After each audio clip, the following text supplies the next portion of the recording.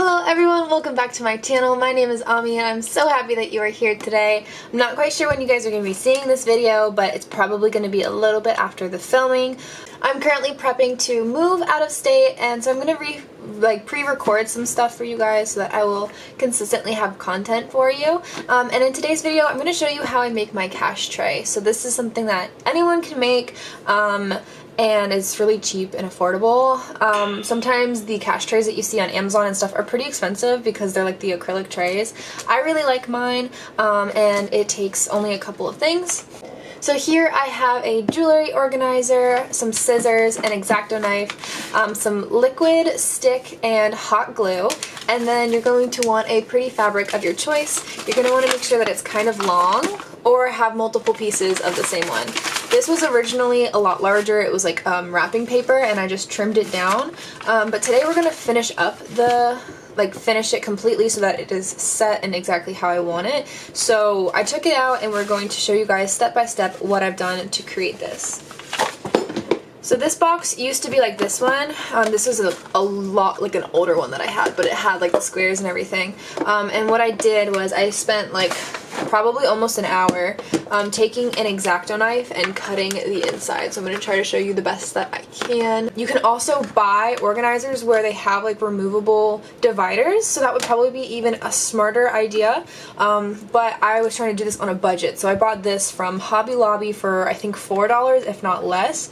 And I think you can get some at Dollar Tree depending on when you go. So what I found most effective was to cut down as much as you can here without screwing up your X-Acto knife, and then kind of cutting against it to create that. Also be careful because the plastic kind of will fly around, and then just slowly cutting deeper in from the center.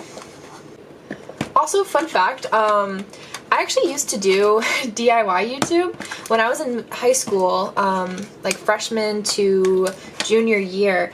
I made YouTube videos. Like every week I'd have some sort of like beauty video or YouTube or like DIY video.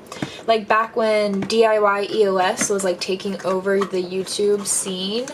I used to do that stuff. So I've since deleted most of those videos, but yeah, it's fun to sometimes go back and watch how cringy I was. For the X-Acto knives, if you don't have one, you can get cheap ones from Dollar Tree, and they will work fine for this project. They're definitely not like the investment type of X-Acto knives, but they will definitely work. Because even like, this is a nice X-Acto knife, but this is not really the craft that you're supposed to use X-Acto knives for. So even doing this is not really good for it. Like, it puts pressure on the wrong parts of the knife. So if you can, just go out, buy a cheap X-Acto knife so that you don't ruin a nice one. So the hardest part is when you get down to like the bottom. It's kind of tough to do those pieces. Just try to like slice around small pieces like I am here. And essentially, I guess whittle would be the right word, like whittle it down. Yeah.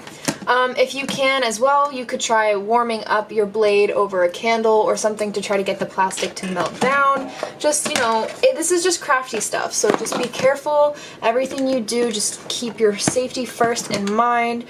Be aware of the flying plastic. I wear glasses, so I'm not wearing safety goggles, but if you don't have something protecting your eyes, you're going to want to find something to do that. Basically, you're just going to break off all of these ones, so that you have the dividers that I have in this one. So now that we have that, I went ahead and took my paper and I basically just tried to like trim it so that it would be, oh sorry, let me zoom out. I tried trimming it so that it would be like the proper width. I'm going to put the paper in and then just flatten it out into the corner and go down to the next one and just repeat.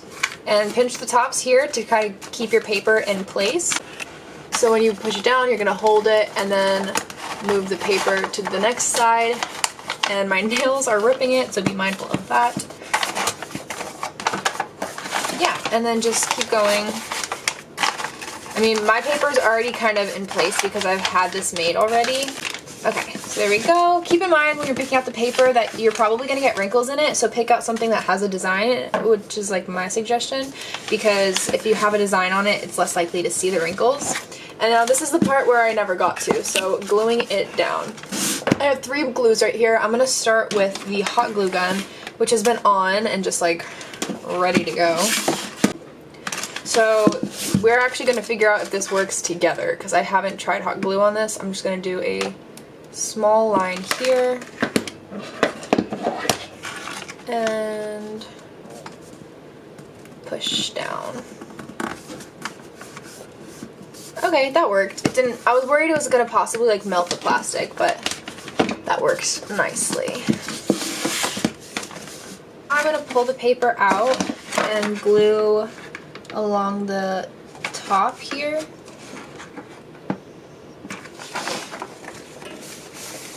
And I'm gonna work panel by panel so that the paper doesn't get like bubbly and it can lay as flat as possible.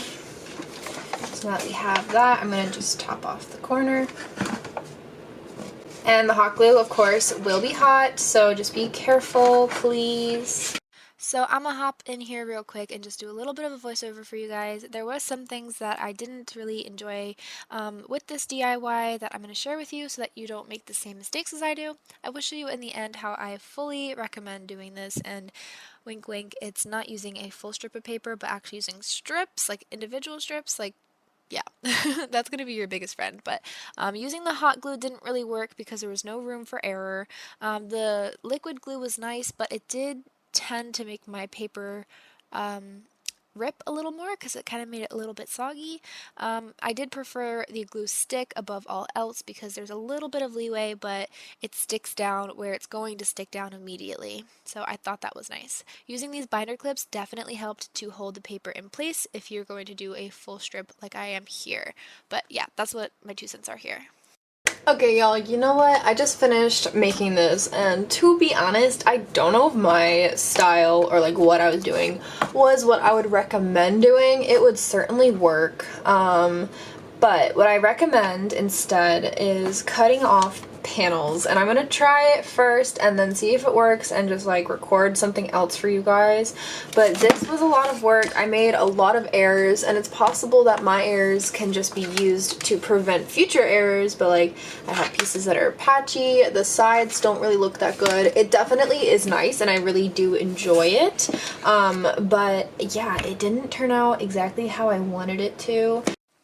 Okay, so I found a little more of a hack here when I was making the opening for the second box so I could show you a different way of making this.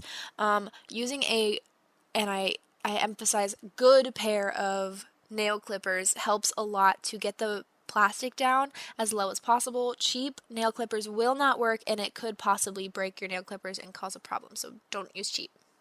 And then we're going to measure out the strip of paper here by literally just laying it on, making a drawing, and cutting it out. And then I just use a glue stick, and I find the best way to find the halfway point and glue it down into the box. As you can see, I also tested the paper, make sure it would fit before I glued it. And then I took leftover of that gold foiled white paper that I had, and I laid that around the what would that be? The vertical pieces of the box, like that there. And yeah, I would 10 out of 10 recommend this over the original way that I did it. This also gives you more options on like color patterns and things like that too. And I did use the liquid glue for this part because the liquid glue seemed to get me a better seam when it comes to that top portion right there. So there's also another little tip there for you. Alrighty, y'all, sorry that was kind of all over the place, but that is how I made this cash tray. I feel like this is much less of like a tutorial and more of like a watch me fail and then figure it out video, but that's okay because I don't know, I feel like y'all will appreciate that anyways. I kind of wanted to set up the cash just to kind of show you, and then also too, I wanted to show you more like up close how well this one worked in comparison. So if I make another one of these, if I like start making them to sell or whatever, I would definitely do it this way, where I like have panels cut out, and then instead of cutting the paper, like say you have like a sheet of paper, I kind of cut like this way. I would cut more this way so that I could have this coloring here go up the sides as well. So just an idea for you guys if you do decide to make this craft yourself. It's fun. I love crafting, so I will find any excuse to make things. But yeah, I enjoyed this and I really like the way it turned out. It's just a little more put together than it was before. Thank you guys so much for watching. Let me know down below if you enjoyed it. If you have any pointers for anybody, if you think, hey, maybe it would work better this way, definitely let us know down below. This is a community, so if you have better ideas, I would love to hear them.